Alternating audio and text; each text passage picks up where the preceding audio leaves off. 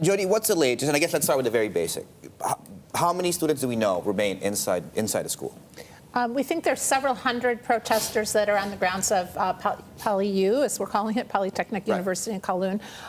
They had very violent clashes, as you just noted yesterday, with police.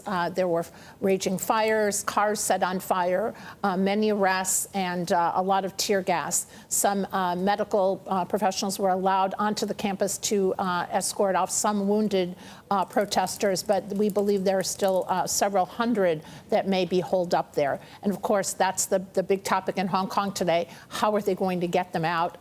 What are the police going to do? What's the action going to be? Carrie Lam, who's speaking right now in her regular weekly press briefing, has said at the top of the press briefing that she wants this to end without violence, that she wants the protesters to leave there voluntarily. That does not look likely to happen, given that they've been holed up there for days.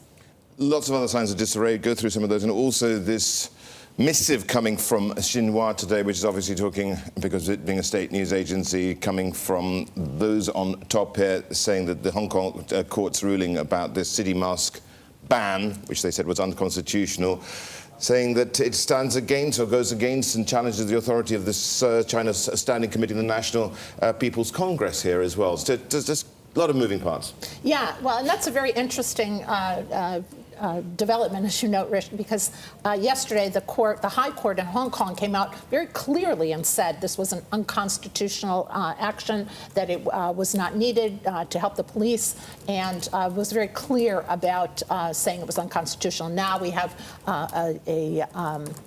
part of the state-owned media coming out and saying, well, we'll see. So who knows where that goes. It clearly is one fewer tool in the arsenal of the police and the authorities to try to keep calm here. It was basically announced under an emergency ordinance last month. The other things going on are we still have schools in the 6th day of being closed, and we have transportation disrupted. Right.